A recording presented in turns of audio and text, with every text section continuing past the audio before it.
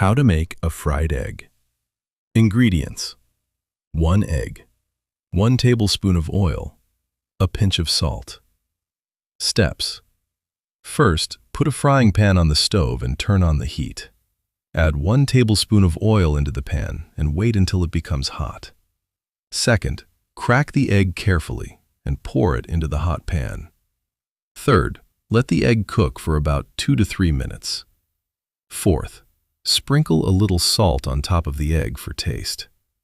Fifth, wait until the white part becomes solid and fully cooked.